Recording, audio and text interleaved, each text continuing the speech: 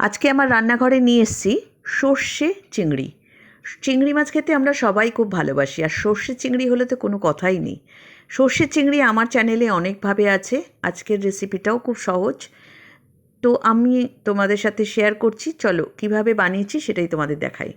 চিংড়ি মাছের পিঠে একটা এরকম কালো শির মতো থাকে, সেটা অতি অবশ্যই ফেলে দেবে। দিয়ে চিংড়ি মাছটা বেছে নিয়েছি, নিয়ে ভালো করে ধুয়ে নিয়েছি। এবার একটা মশলা বানাবো। বাটির মধ্যে নিয়ে নিলাম সর্ষে গুঁড়ো 2 টিস্পুন। এখানে গোটা সর্ষে দিয়েও বানাতে পারো, তো আমি সর্ষে গুঁড়ো পাউডার পাওয়া যায় সেটা নিয়ে নিয়েছি 2 টিস্পুন। নিয়ে নিলাম নুন স্বাদ মতো, আর নিয়ে নিলাম হলুদ 1/2 টিস্পুন। আর একটু জল দিয়ে এটা খুব ভালো করে গুলে 5 মিনিট রেখে দেবো। মশলাটা যেন খুব ভালো করে জলের সাথে মিশে যায়, সেটা দেখবে, যেন দলা দলা না হয়ে থাকে। ভালো করে মিশিয়ে এটা 5 মিনিট সাইড করে রেখে দেবে। যখনই সর্ষে গুঁড়ো ব্যবহার করবে একটু ভিজিয়ে রাখবে। এবার একটা মিক্সি বোল নিয়ে নিলাম, তার মধ্যে নিয়ে নিলাম 2টো টমেটো। আর ঝাল বুঝে আমি এখানে 3টে লঙ্কা দিয়েছি। তোমরা যদি ঝাল বেশি খাও তাহলে একটু লঙ্কা বাড়িয়ে দেবে। দিয়ে দিলাম নারকেল, 1/4 কাপ নারকেল নিয়ে নিয়েছি। এবার এটাকে খুব ভালো করে মিহি পেস্ট করে নেবো। নারকেলটা কিন্তু ছোটো করে টুকরো করে নেবে, নাহলে ভালো পেস্ট হবে না। মিহি পেস্ট করে নিয়েছি, দেখো মশলাগুলো রেডি। এবার চিংড়ি মাছটার মধ্যে সব মশলাগুলো মিশিয়ে দেবো। প্রথমে দিয়ে দিলাম নারকেল পেস্ট যেটা বানিয়েছি টমেটোর সাথে, সেটা দিয়ে দিলাম। এবার দিয়ে দেবো এর মধ্যে সর্ষে যে ভিজিয়ে রেখেছিলাম সর্ষে গুঁড়ো, সেটা দিয়ে দেবো। দিয়ে এবার আমি এগুলোকে ভালো করে মাছের সাথে মিশিয়ে নেব। তো এর মধ্যে একটু সর্ষের তেল দিয়ে দিতে হবে। এখানে দিয়ে দিলাম 1 টেবিল স্পুন সর্ষের তেল। এবারে এটাকে ম্যারিনেটের জন্য রেখে দেবো আধ ঘন্টা। এটাকে সাইড করে রেখে দেবো একটা ঢাকা দিয়ে। যতক্ষণ ম্যারিনেট করব, ম্যারিনেট না করলে কিন্তু টেস্টটা ভালো হবে না।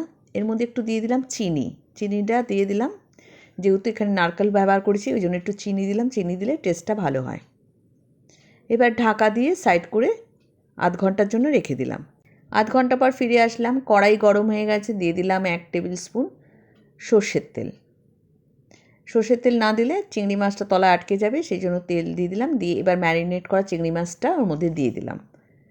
দিয়ে এবার এটাকে, গ্যাসের ফ্লেমটা কিন্তু এই সময় মিডিয়াম করে নিতে হবে, নইলে ঝোলটা চারিদিকে ছিটকে যাবে।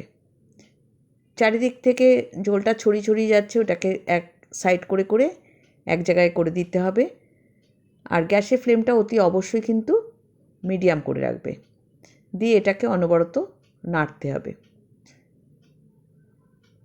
দেখবে তেলটা একটু বেরিয়ে আসছে, তখন বুঝবে এটা মোটামুটি কষানো হয়ে গেছে।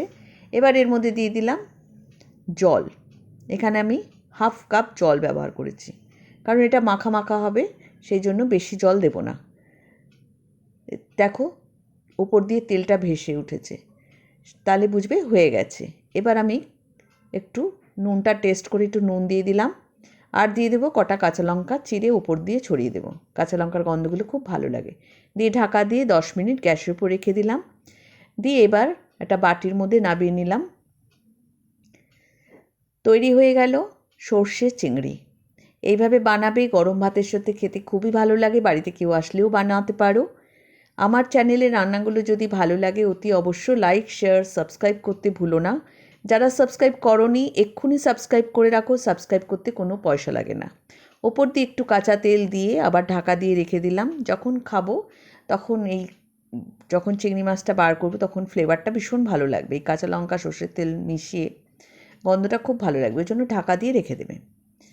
সাবস্ক্রাইব করা থাকলে যখনই আমি কোনো ভিডিও দেবো সাথে সাথে তোমরা পেয়ে যাবে। আজ চলি, আবার একটা ভিডিও নিয়ে আসবো।